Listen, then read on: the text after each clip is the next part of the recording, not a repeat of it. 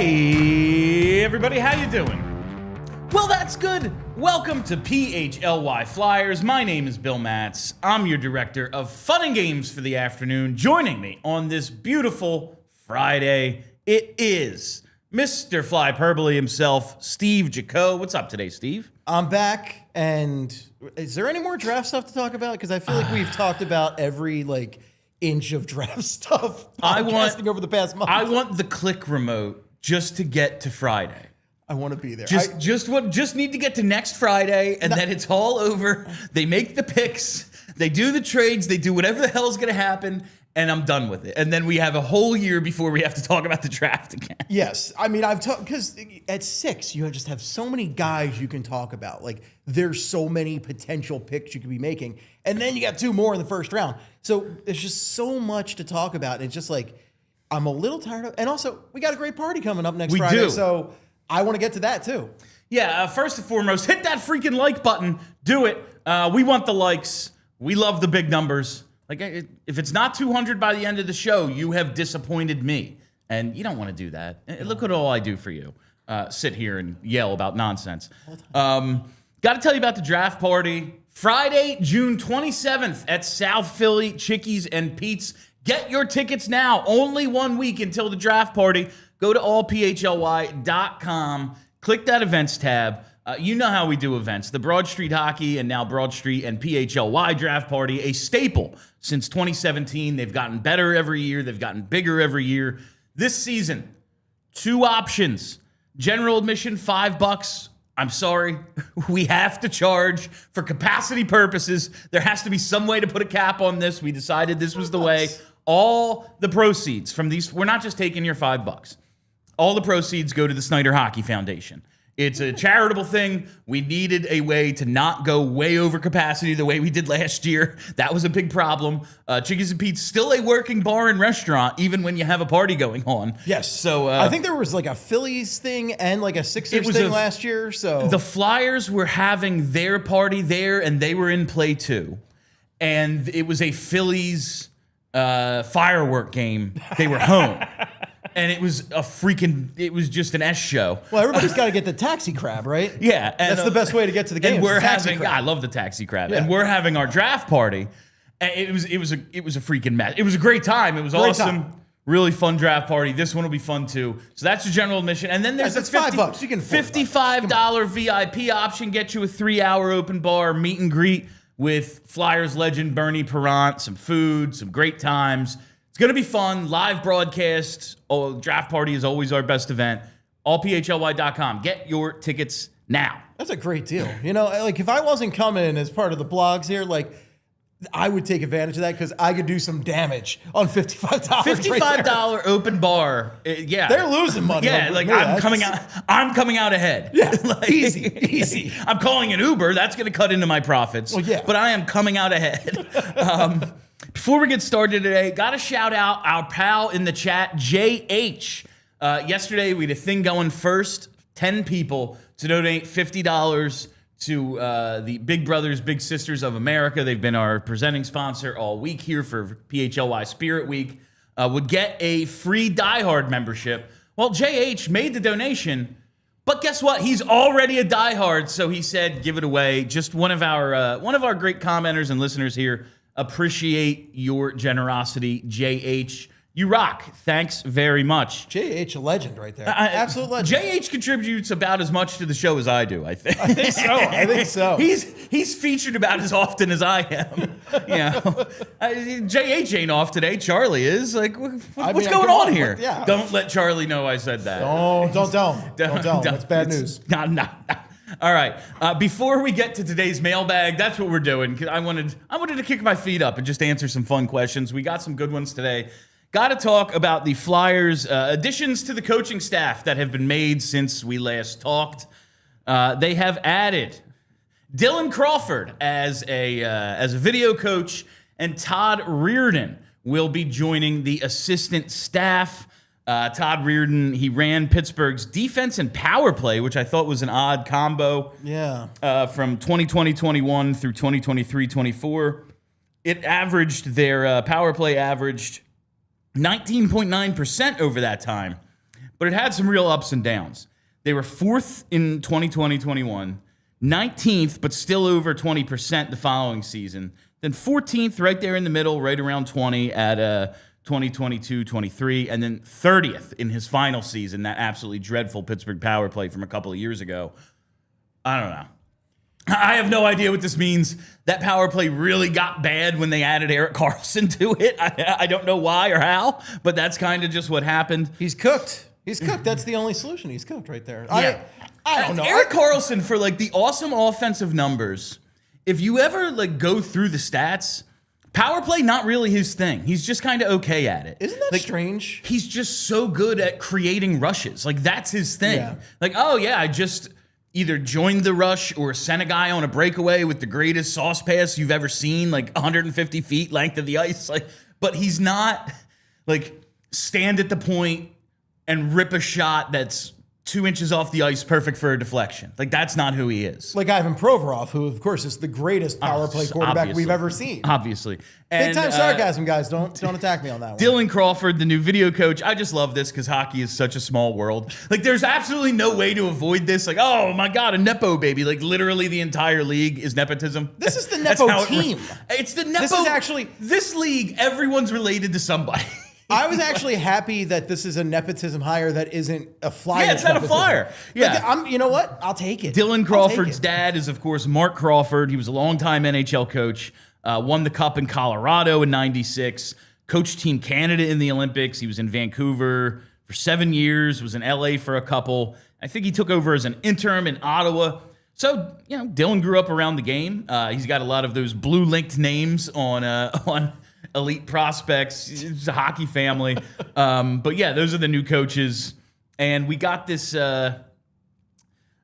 tweet from Meltzer because I was like, what are the roles going to be? Because I feel like, okay, you know, Reardon coached the power play and the defense, but I feel like we already got a power play guy. So Bill Meltzer, what was this, 4:27 p.m. yesterday, tweets, Todd Reardon would coach the defense and penalty kill, Yogi Svechkovsky, the forwards and power play, Varady, I don't know how to say it, Varady, will get the former Darrell Williams role, a variety of duties in conjunction with the other assistants as needed by the coach. So that's the staff plus Crawford on the video team. There it is. These are the coaches for the upcoming season. It is complete. Any thoughts? This is one of those areas where I want to have a hard take. Yeah, really, I really got nothing on this one. Yeah, I know Reardon had some success with Washington. Yeah, he took over for Trotz after they won the Cup and he left. Yeah. And he's not weird running. situation. We can't really go off his power play numbers at Pittsburgh because he's not running the power play here. Yeah, Pittsburgh so who didn't knows? have much to work with defensively over the past few years because... Yeah, I mean, their defense is terrible. Their defense is freaking terrible. It's worse than the Flyers, probably considerably. Probably, yeah. So, like, I think this is just going to be a wait-and-see situation. And it's really all going to come down to Talk, right? Like, Talk trusts these guys. This is who Talk wants in place to help run the team with him. And that's who the Flyers wanted. They wanted Rick Tocchet as their guy. So it's all going to come down to Talk. So this is all, set dressing right here, but it's all Tocchet's show. So we'll see how it goes with that. I don't have... I mean, we'll see. We'll see, yeah. I don't know. They're coaches. I've thought highly of coaches in the past, and it's going well. I've thought lowly. Like, I've been wrong. I've been right about coaches. Who the hell knows? It's going to come down to Reardon when it came up yesterday. At the end of the day, it's talent. Like, yeah. There was a question. I don't think we're going to get to it. Just about how are they going to work the power play? It's like, I don't know, man. If Matvei Michkov is a 90-point player like he could be this year, it doesn't matter because he'll be running the power play. Right. I mean, that's what it all comes down to for me is run it through Matvei Michkov. Yeah, just give him the puck, see what happens. Make everything around Matvei Michkov because he's just so incredibly talented and he's your most creative offensive player by a mile. So just put the puck in his hands and let him do some magic. All right, let's hit that mailbag. We got a bunch of questions. I want to see if we can get through like 9 or 10 of them, which is aiming high on a Friday in which I don't expect to go 15 minutes into overtime. So let's see how many we can get through today. Let's lead it off with a question from Blue Sky. It is a Brute Impact. He asked, who will be the next captain when Coots retires, and why is it definitely TK? Now, we always get captain questions because they piss Charlie off. And Charlie not here today. So I just want to take this in a different direction. Now, Another captain question. Yeah, like, what are we doing here? What are we even talking about? I don't understand. I'm going to take this in a different direction because there's like a world, Coots is gone, buyout, retire, whatever. Someone takes on his salary, whatever happens. Sure. They move on from Sean Couturier at some point before 2030 when his contract expires. And Travis Konecny is your kind of de facto captain, longest tenured guy at that point, well-liked. Only guy with an A right now. Yes, only guy wearing a letter. I suspect Sanheim might get one, but Seems right. They didn't immediately replace Lawton's letter when he was traded, so who knows? But yeah, he's the only one wearing it. I see a world where it could very well be Sanheim or TK or whoever, just an older, a guy who's been here a long time. TK just feels right. You know, he's just one of those guys who embodies a lot of the like Flyers spirit and the Flyers ways there. And there's a reason they locked him down to a big contract instead of trading him when they did. Because he's a freaking Flyer at the end of the day. Do you think the direction I want to, because sure, TK makes a ton of sense. Long contract, seems like a Flyer for life probably with this contract. Do you think they would ever consider going the young captain route again? Doing the thing, it was so in vogue, especially coming out of the lockout. A couple of years, we slap it on Mike Richards. Crosby gets it right away. Ovi gets it right away. Like Taves gets it right away. It was just such a thing to do that. And I feel like after Richards and Giroux too, not that Giroux was young when they gave it to him. Yeah, he was young. Yeah. It's not like he had the crazy drama of the Mike Richards captaincy, but it's just, I don't know, was it necessary to put the C on him and have those extra expectations? I feel like we make too much of a thing about it. If I'm them, I'm never going that route again. I'm always going to have either a Jason Smith style or just long tenured, like Coots TK style captain. I never wanted on the best player again. No, it's just too much. The expectations of being that, like with Lindros, Richard, it has never worked for us. So let's just do something else. I don't think they'd ever do it again, would you? I mean, it depends on the player. Like, if right? they get McKenna or someone of that ilk in the next couple of years, do you think he could be captain? Well, even if we're talking like at 23 in a couple of years, if let's say Couturier does like early retire or gets bought out or something, and let's say our star player walks into the coach's office and says, "I want to be the captain," then we might be talking about it. But otherwise, I like avoiding it because it's an unnecessary distraction to be talking about this. Like, it always drove me nuts during the Giroux years. Yeah. Drove me nuts during the Lindros years, the Richard, all of them. It just drove me insane that we're just talking about who's wearing a letter and the leadership roles when we could be talking about their on-ice production. You know, Giroux's out there putting up like 100 points, and we're like, it's like he's a bad leader. Is his leadership good enough? It's like, who's his number one defenseman? Who's his number one goalie? That's why they don't win in the playoffs. Hey, Mac. But that's a whole different conversation. Like, I just don't want that to be part of the conversation again. Yeah. I just want to focus on other stuff. And I had a different feeling when they gave Giroux the C. I thought, I want the letter on my best player. Because what is the captain's really only tangible responsibility? Speaking to the officials. I want my best player to have a relationship with all the refs so that maybe he gets the superstar calls. Well, after a decade of watching Claude Giroux as this team's captain, it never happened because he was a little bit of a flopper when he first came into the league, and that reputation stuck with him long after he was a well-respected all-star, and he just never, I feel as if he never drew the penalties that other guys of his talent level did. So my theory went out the window with that. And now I never want the best player to wear it because it's just an extra thing that's unnecessary. I feel like your theory applies to like the Crosbys of the world, where Crosby, even though he was a notorious flopper when he first came into the league, maybe the worst there. People forget that now that he's got such a great reputation, but like he was a hilariously bad flopper at the beginning of his career. Even the flopping, the whining to the the captain has to talk to the referees. The nagging that it was so annoying. I hate the cross sport. Oh, please like my sport. But it was so NBA-ish. The way like he would just like whine at the officials. It's like, dog, this is hockey. Like, I'm sorry, yeah, you get slashed sometimes. Everyone does. That's the game. And he did a great job getting his team on the power play, and that's a skill. Can't argue with the success. Can't argue with the career he's had. It's just like that was annoying as hell. It really was. It was. But it ultimately worked. It did work. Like, look at that team. But I think you have to be like that level or just not be a Flyer. Because the Flyers, the Broad Street Bullies are never going to get that call. And even if they're not bullies, that's fair. Always going to be the nickname of the team. And they're always going to have a reputation. Well, all these refs are 140 years old. That's true. They probably had their hearts broken when we beat Boston because they're all Bobby Orr fans. Like, you know. Who's this redhead from Flin Flon, Manitoba, slashing people out there? Like, you know, they probably all still hold a grudge from the 70s.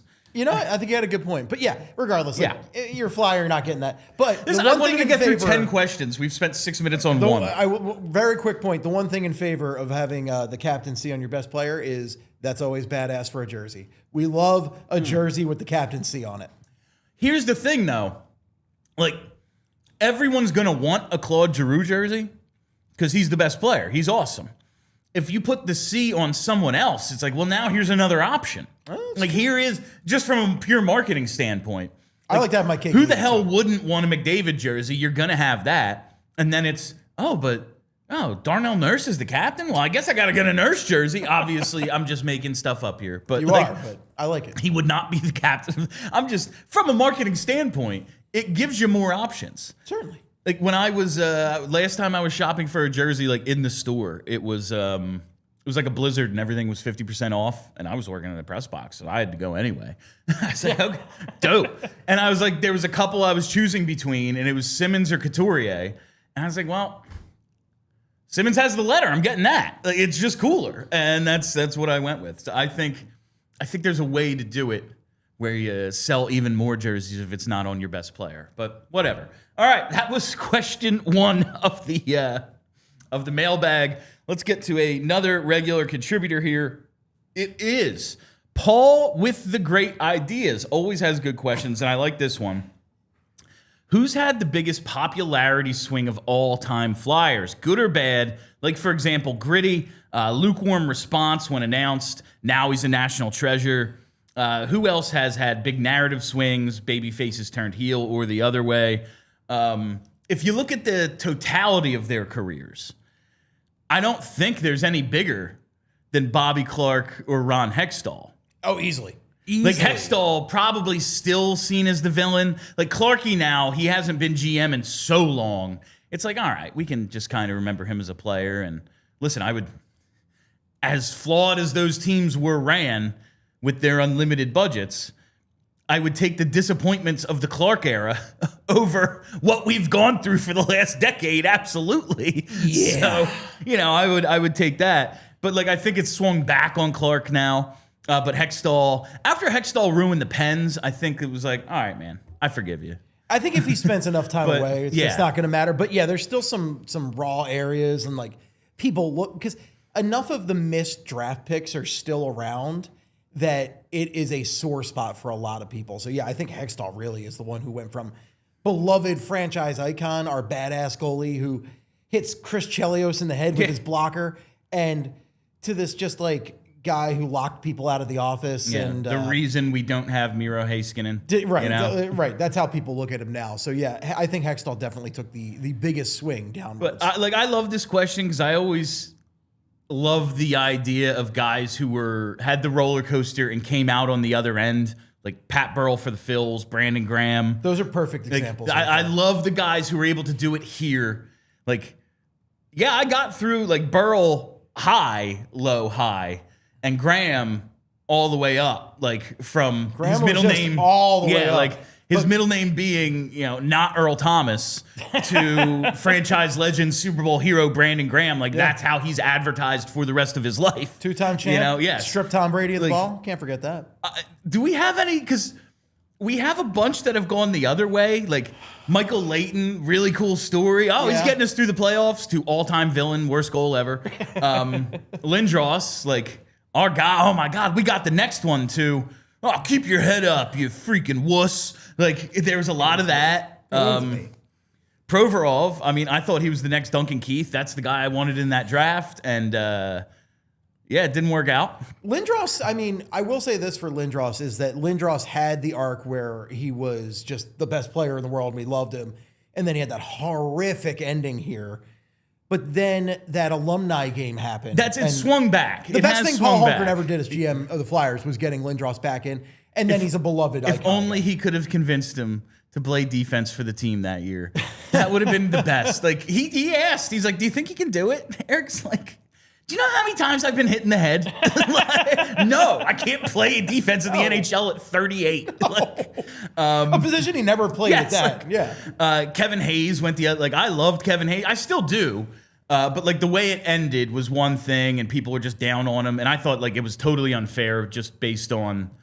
Like, you know, he had like 3 surgeries and his brother died, right? Yeah, like, he had some horrific stuff. And like kept trying to come back from all these. It's not like he was at home collecting a check and like milking an injury. He kept trying to play and it didn't work. And also his brother passed away. Like, can't imagine that's a simple thing to go through. Just horrible stuff, yeah. Like, and then the Cutter stuff on top of it, which swung people against him.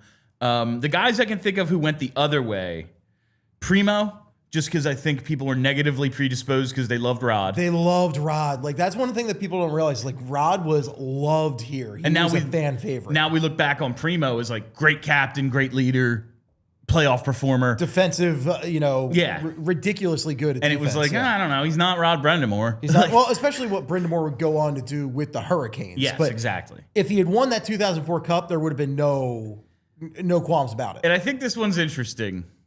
Jágr. Because he went from villain elsewhere to just beloved here. Yeah. And I think he's still beloved to this day. You know, that line was so amazing. That G Unit line was so great. And the fact that Jágr left, but like they didn't sign him is the thing. We wanted him back. Everybody wanted him back. And they just didn't. No, we had to pretend we were in the Suter Parisi sweepstakes, which they never were, and then had to wait 7 days to find out they're not getting Shea Weber. And by that point, Matt Carl and Jágr had moved on. Yeah. Yeah.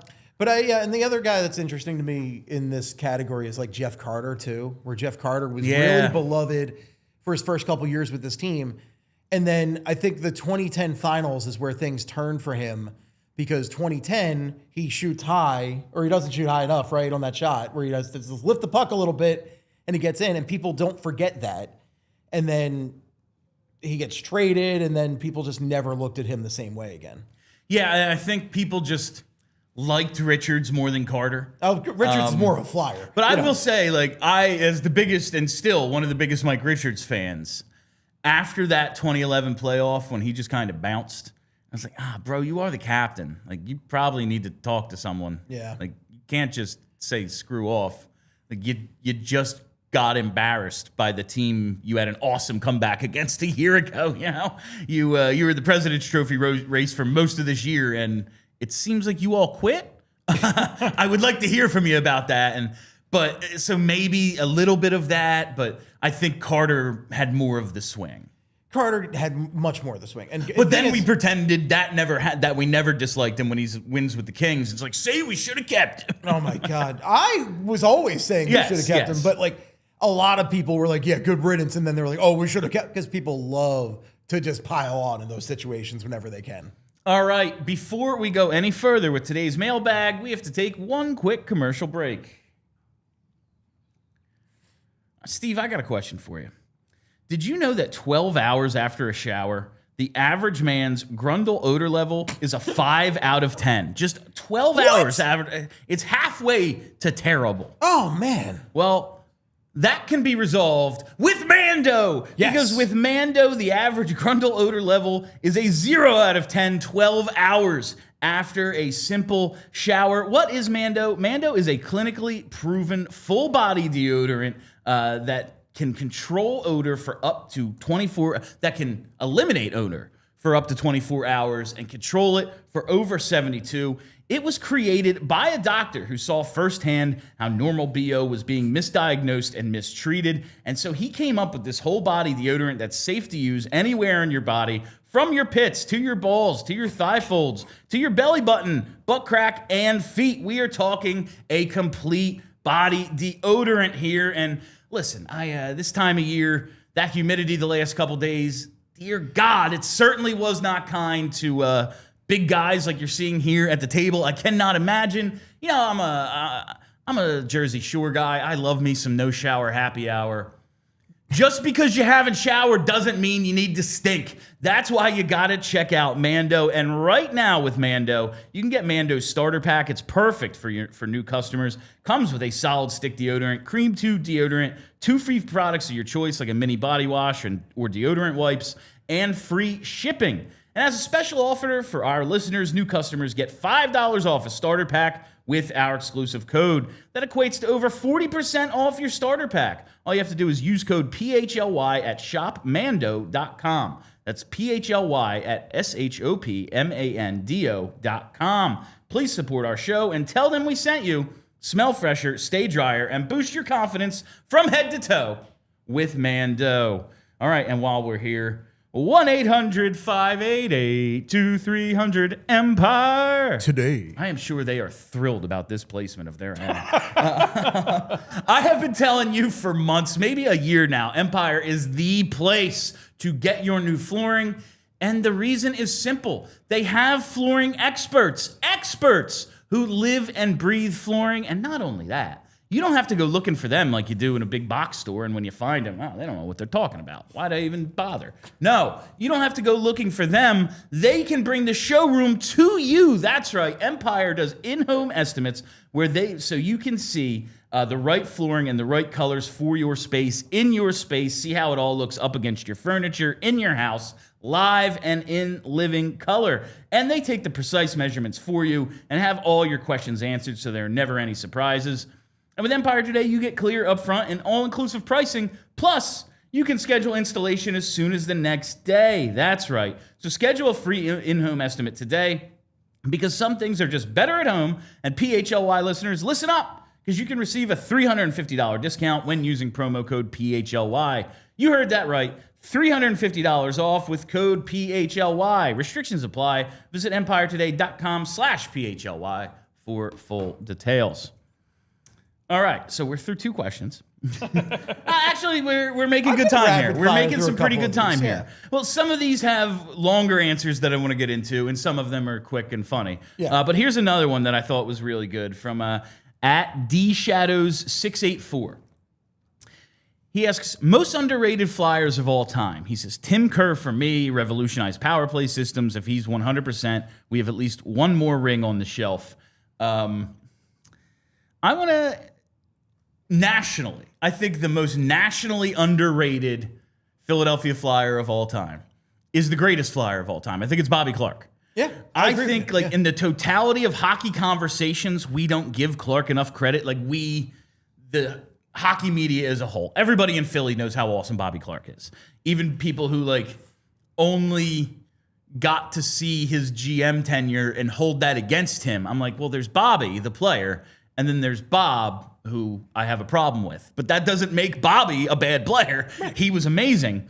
From ages 21 to 30, Clark won 3 MVPs, and in those years, 71 to 80, he finished 10th, 8th, 1st, 4th, 1st, 1st, 2nd, 6th, 16th, 10th in Hart voting.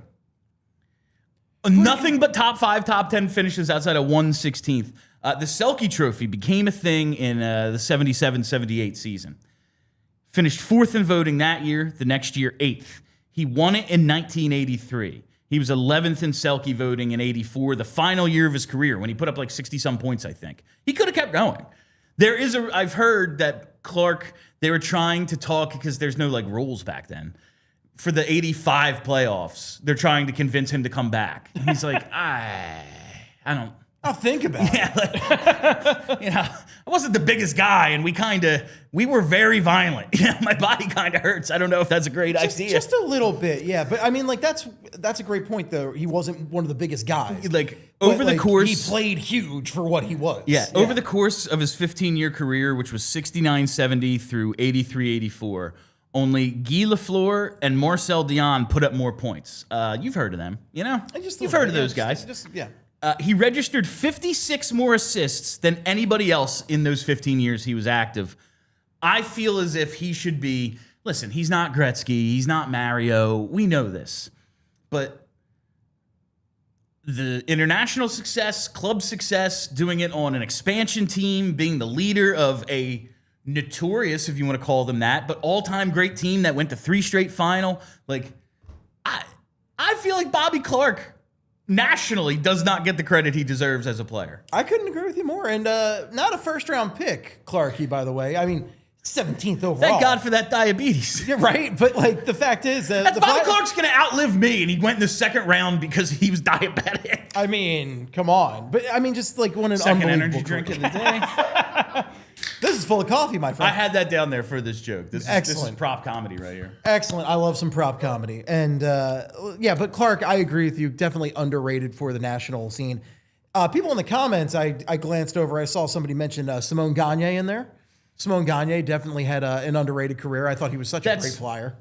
Charlie and I, we've talked about him as like the flyer that represents the 2000 to 2010 era, because he bridges so many, like the 2000 team, the 04 team, the 08 team, the 2010. Those are vastly different eras of Flyers hockey. Oh, yeah.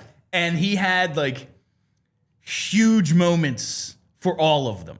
It's pretty cool, like when you think about his career, and I don't think he maybe gets all the credit he deserves. And I think there's probably still some ill will between he and the organization because he doesn't love the way it ended the first time. He played in one of the alumni games. He has come back, so that's great to see. Yeah. But I think Simone Gagne is a really good one. There's a name here that I agree with big time that you have down here. Eric Desjardins, Rico. Loved Eric Desjardins. You know, I think Desjardins now, because we've had such a long period of time trying to figure out who is and what even is a top pair defenseman. Like, oh man, we did really I think people properly, or at least somewhat properly, rate Desjardins now.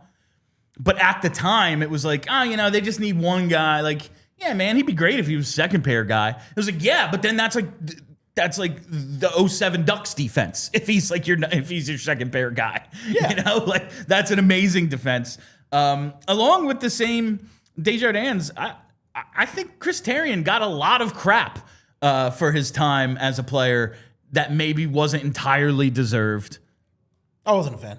I am on an island. A lot of my friends are still like, Bill, I don't even know how you're a professional hockey analyst and like you grew up liking Chris Therien. I don't know, man. Like he played a lot of hard minutes. Like he had a tough job. He did play a lot of hard minutes, and he was playing with Desjardins for the most part. But that's like your classic pair of like the puck mover and the stay at home. Like I just Dan McGillis. I also thought there was a very funny story on Marek's show about Dan McGillis recently, because like, talking about what registers as a hit and what doesn't, and like these things are kind of tracked well now.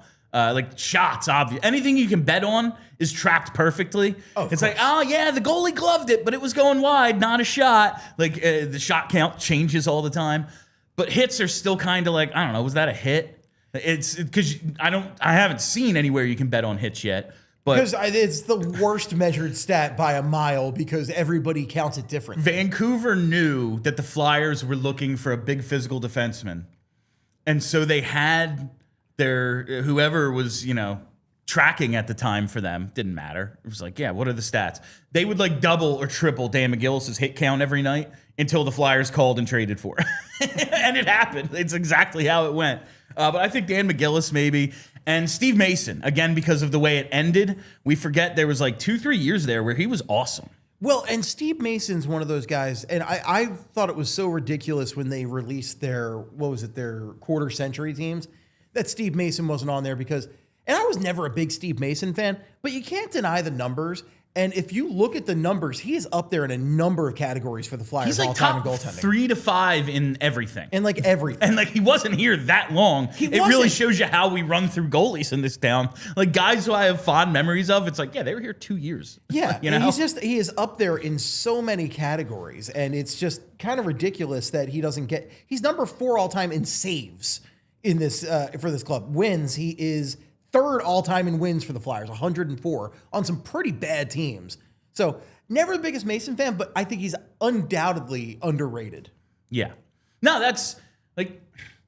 There's no doubt there was a drop off, and listen, we've heard there may have been personal reasons for like, not like, oh, he was a drug addict. It's just like, yeah, man, he had a bad season. And if you knew why, you'd understand probably stuff like that. Yeah. And like there was a drop at the end, and I'll never maybe fully get over that half ice goal that he gave up to Washington in the playoffs. Nobody has. You know, that's kind of like, it's a shame when it ends that way because then it kind of erases those first 2 or 3 years where he was legitimately excellent for them. You know, it was the worst half ice goal though was the Van Beesbrook one. Do you remember that one where he's just looking up at the lights and it landed behind his back and he's like, it was like a video game. It was amazing. Like there was like one of the first PS2 NHL games. If you like took a shot from your side of the red line, it would like lollipop like that, and the goalie wouldn't be able to like. The graphics wouldn't allow for him to go and catch it, so it would just end up in the net like 70% of the time. Yep. That was that goal.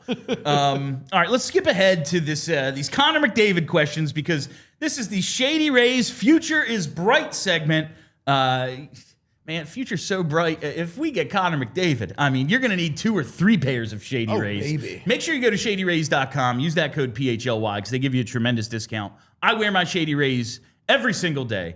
But let's check it out because one of the headlines of the show, and I wanted to make sure to get through these, was McDavid delusion. And listen, I'm not insulting anyone because I want to live in this world too. Oh, yeah. I absolutely want to live in this, I don't know. In my happy place. Yes, exactly. This is the Happy Gilmore, like got 2 pictures of lingerie beer and 2 pictures of beer, but it's Connor McDavid. What an image. Yeah. So this is 2 questions that I want to tackle together here. First one from Max Miller. You're the Flyers. Let's hear your best pitch to McDavid on why he should sign with them. Well, you could be a legend instantly. 20% of the cap. 20% of the cap. Yeah. Matvei Michkov. I think that you want to talk about a combination that can make some magic happen right there. Matvei Michkov and Connor McDavid just be ridiculous. And look, I mean, he's going to have his run of the joint, right? You've got a new arena coming. They always take care of their players with, practice facilities. They take care of their players in general. That's just the Flyers way, unless you're talking about the Ron Hextall era. But otherwise, everybody gets a job that really wants one. That's you have a job for life. That's your for you will probably one day be president of the team. Probably. You ever want to run an NHL franchise? Here's your chance. You're on the list. You're automatically on the list. Or do you just want to show up at select games and shake some hands and just say hey, give me some free beers and food and I'm just going to smile. You want to take some selfies and I'm going to eat your crab fries? Yeah, exactly. My pitch is you could be the one. Now, listen, Edmonton's pitch is this is for a whole country. You could be the one, to end the drought. But at this point, we are talking about a year from now, so 51 years without a cup. You could be the one that restores hockey in this town, gets it back to its proper place. We're going to open the building. That is going to be the house that Connor McDavid built. It is all about making him. You show him the Clark trophy, or the Clark statue, the Bernie statue, and you go, you realize how there's not a statue for the last 50 years? You'll be the first. You know, it's that. It is putting your franchise in its historical place, and you're the one who will get it back to where it should be. Edmonton, you ain't never gonna. You better than Gretzky. No one will. Even if you are, no one is gonna think it. Yeah, Messier, who won a cup after they traded Gretzky. Yeah, you're not gonna beat out those two here. You have the chance to be the greatest of all time and restore this franchise to what it's supposed to be. Also, think about it in regards to if you want to be one of the actual biggest, athlete in the game, right? He already is, but you can help the game so much by going to a major U.S. market right? Where the Flyers, even when they're lousy, are featured on national games constantly on the East Coast. You can be in East Coast time, and you can help elevate the game because the Flyers, even at their worst, are a well-known household franchise. You know, people who don't even know hockey know the Broad who the Street Philadelphia Bullies. Flyers Yes, are. They know the Broad Street It is Bullies. a notorious logo. So, dude, like, come on over. You're going to be a legend, and we're all going to have a lot of fun and win some hockey and win some cups together. Come on, let's do it. Yeah. I didn't even hit the mic. Along these lines, kind of what we got into with some of our pitches from Kevin Beatty. Would it be legal for Comcast to give McDavid a celebrity endorsement contract for the company on top of his player contract so we can pay him whatever it takes and not eat into our cap space? The league would very much look into this. This cannot be like said out loud or definitely not put in any emails or texts, but there can be some understanding.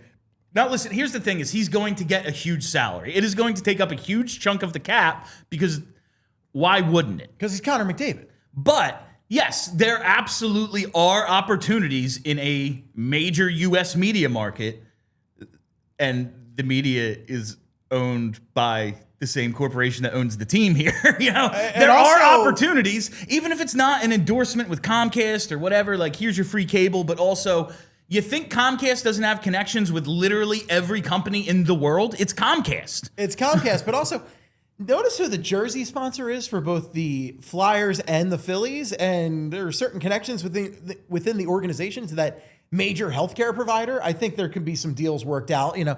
There's a lot of stuff that can be really some palms. If you were thinking, oh, well, what if we could get him for like $14 million?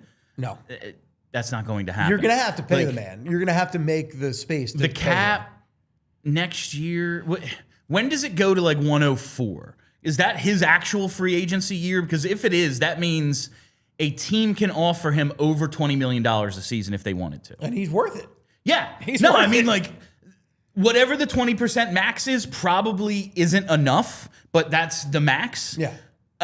A team could, if they wanted to, offer him $20 million. You're not getting him for, oh yeah, man, 14. Like, that's not gonna happen. No way. But there are ways to maybe not even make like this Florida more interesting to him. Not even like Florida or Dallas, where you can have the whole tax talk and everything. Yeah. They're not getting him for that. Nobody should get him for that.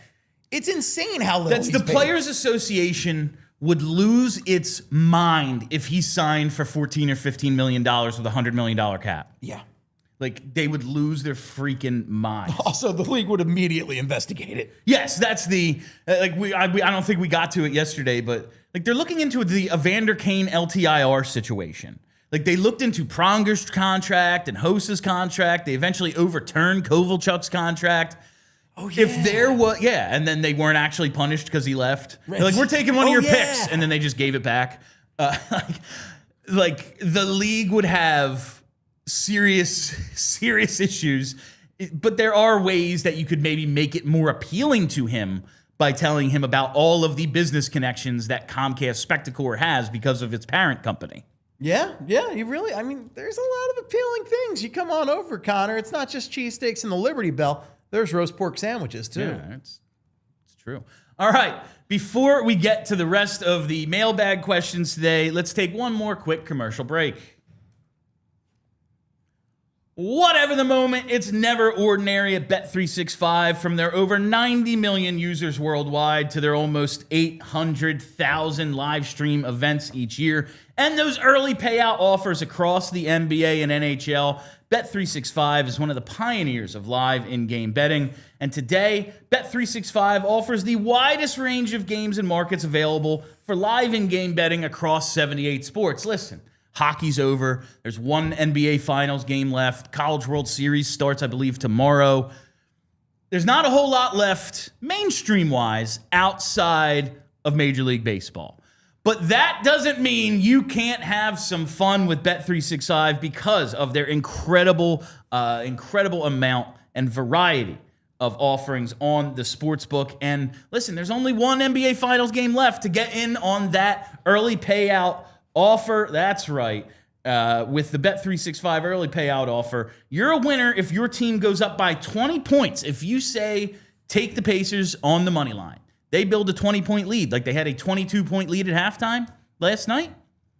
You got paid. You didn't need to sweat out the rest of the game. Didn't matter. You already won, and now you can maybe take some back and sprinkle your winnings on some props and double down. Try to make a little bit of more. Whatever the moment, it's never ordinary at Bet365. We've got breaking news from our friends at Bet365. New customers now get $150 in bonus bets when you bet just $5, win or lose. Sign up, use the code PHLY365, deposit $10, and place a bet for $5 to get $150 in bonus bets, whether your bet wins or loses. Bonus bets can be used on the spread, totals, player props, futures, and more. Whatever the moment, it's never ordinary at Bet365. Must be 21 or older and physically located in PA. If you or someone you know has a gambling problem and wants help, call 1-800-GAMBLER. And while we're here, I got to tell you about Ace Hardware, because listen, guys, that outlet you said you'd fix last summer, one more watch of a YouTube video is not going to make you a professional electrician. It's not. You're going to electrocute yourself. That's why you got to call Ace Hardware Home Services, because not only do they have the tools and hardware to help you get your job done, they've got the person to do the job as well. From plumbing and electrical to heating and cooling, they've got the trusted pros to keep your home humming all year long. Ace Hardware Home Services. They're bringing helpful home, the helpful you love from the store, now to your front door, from Philly to the Jersey Shore. That's right. Visit Ace Hardware Home Services online at acehardwarehomeservices.com to get started on your next project. All right. This next question here is one I wanted. I bet Steve has some good ones here. It's from Widowxsaph, I guess. If you were the owner of a racing horse, what would you name it? I like Sir Clipsiclop, personally. I think that's hilarious. Sir Clipsiclop. Sir Clipsiclop is very good. My thing is here, I am in a fight with Ava right now about naming a dog Bill. I think it is the funniest freaking thing in the world if the dog is named Bill. And this is like, if we were to say have a son, I would never name them after me. My dad's name is Rob, and like all the kids in our neighborhood, like the oldest son is named after their dad. And my dad was like, so there's going to be 3 people in the house and 2 of them have the same name? That's ridiculous. My family has 7 Joes. 7 Joes. That's too many Joes. My grandfather's a Joe who had a son named Joe. Had a son named Joe. His daughters both married Joes who had sons named Joe. Oh my God. Like, I would never name my kid Bill, but I think naming an animal Bill would be hilarious. So that's mine. I would name the horse Bill. Bill the horse. Bill the horse. All right. But I think Steve has some good ones. I was thinking about this a lot because, number one, when you play a lot of the Zelda games, right, they'll let you name your horse. I remember one of them, I named it like Donovan. Something like that. That's like good. I think it was how T.O. would say his name's like Donovan. Donovan. So I had the horse named Donovan. So some of the other ones I've got here, Trent Klatt the horse. That's excellent. Slowpoke. That's good. Goro. Goro really made me laugh. Mortal Kombat. Yes. And then I came up with 2 punny ones real quick. Sean Couturier. That's great. And Shane Gostismere. That's good. These are all. This is why I wanted to get to this question. I came up with this because in I 5 knew minutes. you'd have the puns for it. I think just Trent Klatt the horse is very funny. Goro, just like it's a funny ass name, and Mortal Kombat's great. Yeah. The face he makes when Johnny Cage gives him God, the low in the blow movie? In the is movie? outstanding. Couturier and Gostismere, very, very good. I came up with Couturier while sitting here mid-show. All right, this is something we've been talking about a lot the last few days here. Like, we've had crossover shows, and obviously the Panthers winning the Cup has brought it all back up again. From Eddie, are there any trades in franchise history that are worse than the Bob trade? Now, here's the thing that we always have to put into perspective. It's not so much the Bob trade as all of the circumstances that meant you had to do it. Yes. When he says, after you sign Briz, trade me or I'm going back to Russia for nothing, then you lose me forever. Now you're in a bit of a bind. And the return isn't horrible considering the sophomore season he was coming off of. He had like an .899 save percentage, I think. He was not good that sophomore year. No. Also, explainable. The guy had a great rookie season, and then he went out and gave a goalie a 9-year contract, and now your starter is the backup, and he's pissed. Makes sense that he didn't have as good of a year. Yeah. Also, he was a 22-year-old goalie that led your team to the playoffs. Maybe he was just going to regress a little because he's now 23, and most goalies aren't 23. Also, maybe you shouldn't have traded for Ilya Bryzgalov in the first place. Yeah, that was a mistake. That's probably really the biggest. So, like, and like they did trade for his rights. Yeah. So like That's the worst trade. That might be, but like the actual trades that have been the worst. I don't hold Patrick Sharp against them. Because, like, Justin Williams, you'd seen he's good. Oh, I knew Justin Williams was good. You'd seen he's good. He just had some trouble staying healthy, and Ken Hitchcock just didn't really like young players. They just decided Patrick Sharp wasn't a center, and he hadn't done anything at the NHL level yet. Yeah. It's not as if he'd really broken out, but when you see the return, Matt Ellison is just like Mark Alt. He's just a guy. He's default user. I'm not positive he's a real human, and a 3rd round pick. Yeah. Like that's not a good trade. It's not a good trade, and it's just that's my prime example for giving up on a young guy too early is Patrick Sharp, because if they just ridden that out, they would have had a valuable player for their cup run in 2010 and just for the franchise moving forward. I guess because like you look at the 2021 draft, it's not all that impressive. But that 1st round pick for Rasmus Ristolainen just bothers me. It was horrible. He's a guy, like we talked about narrative changing. Like he went from, my God, I think he's the worst to, he's a nice player. He was like down in the basement. He's not up here. He's gotten to I don't know if he's gotten to the main floor of the house, but like, I'm not mad at him anymore. Yeah, I'm not mad at him anymore. Yeah, it could be worse. Yeah, he's not in the plumbing. Yeah, but that was, at the time, that's a horrific trade where you can have a nice, like, what was it, the 15th pick overall? Yeah, something like that. And it was just so bad, and I hate Chuck Fletcher so much. I really do. Oh, and wait. The Gostisbehere trade. No, that's the worst. Yeah, you lost a guy for literally nothing. And he's gone on to be really solid in a number of places. He's fine. You paid a team to take Shane Gostisbehere. Yeah. You paid multiple draft picks to say, well, we can't get... Being a GM's hard. I can't trade this guy. It's like someone tried to steal your car, and instead you were like, whoa. Take my debit card, too. And then you just walked away. Like, that's literally how they got rid of Shane Gostisbehere. Yeah. And, like, he has signed multiple contracts. I'm not saying Shane Gostisbehere, especially, like, that rookie year, those first 3 seasons where he was phenomenal. He's not the same guy he was then. No. Injuries have slowed him down a little. And when you're, like, he was always elusive, but he was never, like, the fastest straight-line skater. You've had a couple core muscle injuries and stuff. He's not that explosive anymore, but he's still a really good puck-moving defenseman that in the right role is totally acceptable. Yeah. And they were just like, we got to get rid of this guy so bad, we'll pay you to take. So we can get Ristolainen. And you don't have to give us anything back. You don't even have to give us a future 7th. You have to give us literally nothing back. Yep. Just cool. Just the best. That might be the worst simply because there's no return. No return. You gave more assets away. You just said, here's a bunch of stuff. Enjoy. All right. This next one I wanted to get to because it's from our friend Devon. He says, what's your favorite Mitsubishi product? And it's because he wants me to say Mitsubishi, and I get it. So I looked into it. And I got to tell you, man, that Outlander, I was on cherryhillmitsubishi.com last night, and there are so many models and beautiful colors available. I would highly recommend checking out cherryhillmitsubishi.com. And those Outlanders are pretty freaking cool, man. I'm telling you. There you go. Was that an air conditioner I saw in that picture there? I always forget that Mitsubishi makes more stuff like 20 than different cars. things. Yeah. Do we have any super chats today, or was that just a weird thing that happened yesterday for no apparent reason? What happened yesterday? I missed it. Well, all week, because we're doing this Big Brothers Big Sisters fundraiser. There are no super chats. It's just like you can make a donation. And like Monday, it was like, oh, there's no super chats. Maybe that's the first time ever. And Tuesday, Brenna explained you can't do them. And we thought that's the way it was going to be all week. And then randomly yesterday, somehow we got 2. And we don't know how, and now there are none again. I don't know. But make your donations to to Big Brothers, Big Sisters. I'm going to do this so many.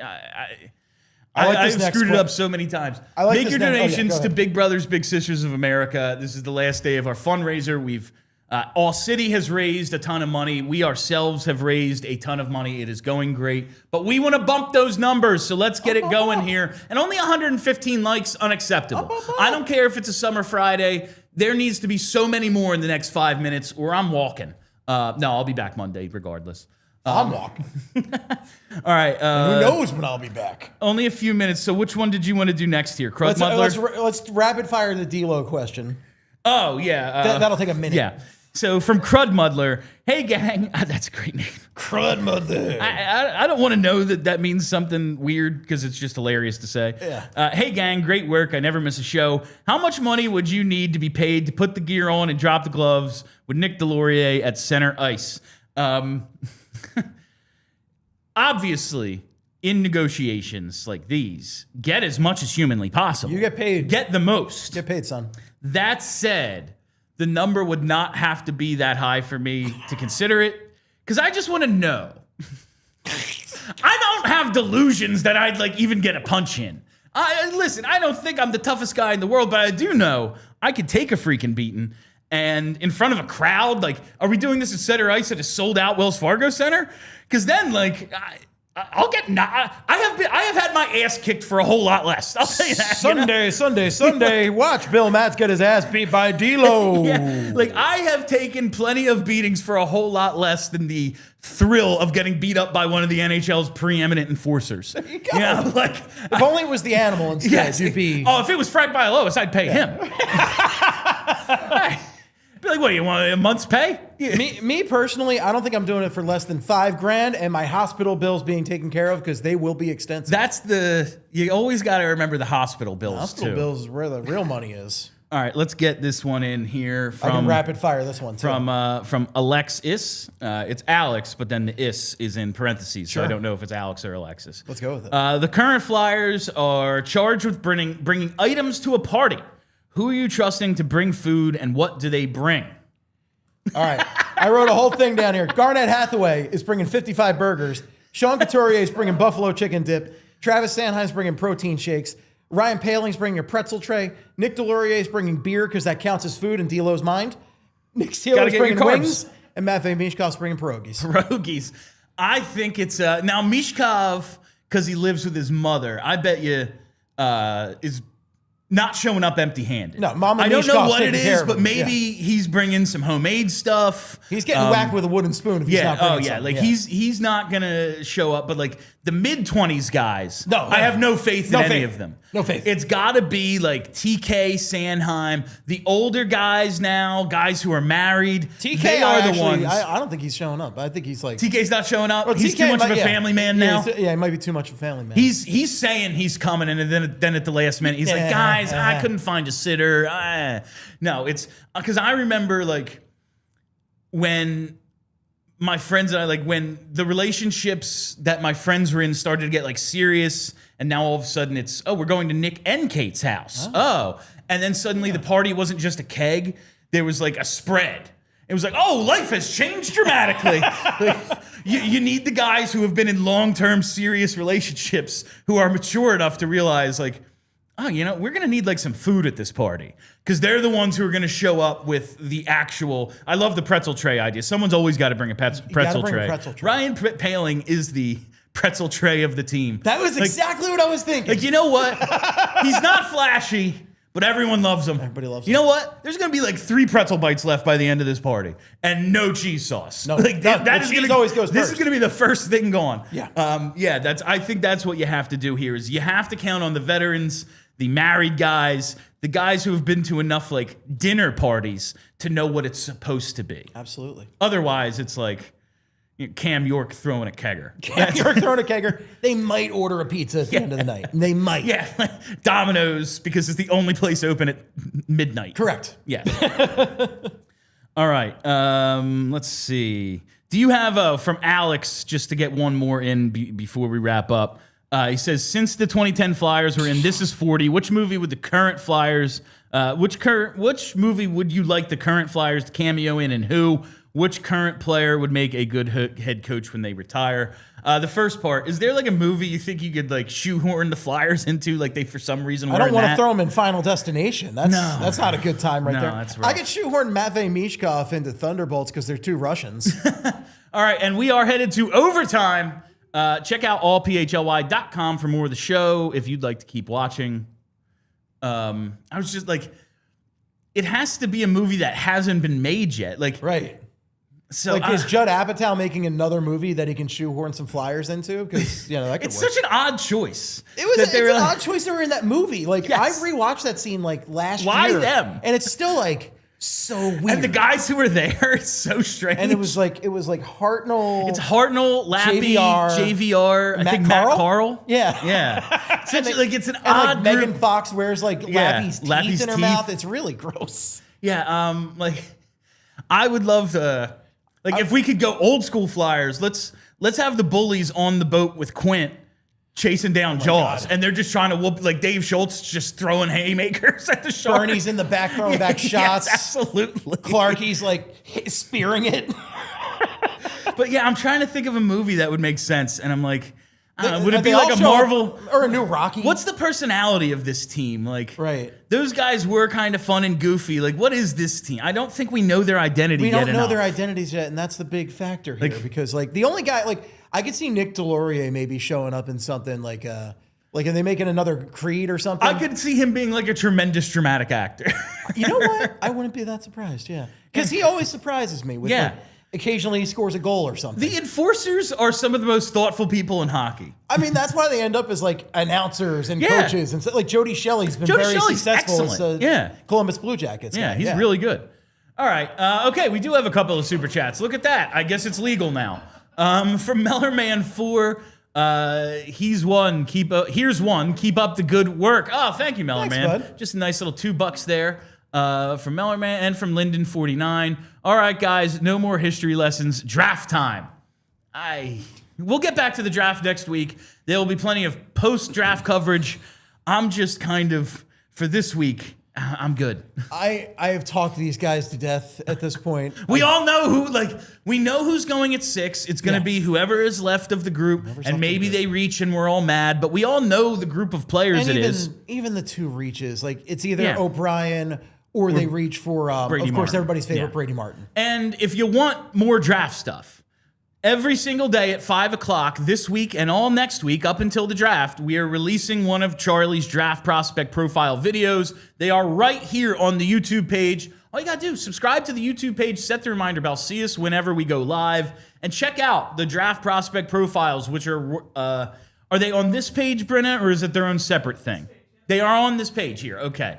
Like the channels and stuff, the playlists. I think it's Draft Prospects 2025, but make sure you check out all Charlie's. He's putting a ton of work into them. They're all good. So there's no shortage of draft talk. Trust me. All right. Follow us right here on Twitter follow us at PHLY_Flyers on Twitter, and follow the podcast wherever you get those. Just search PHLY Flyers. I got it together. All right. That's it for us today. I will see you noon Monday. Until then, I am Bill Matz. That is Steve Jaco. Be excellent to each other. We all silly like the mayor.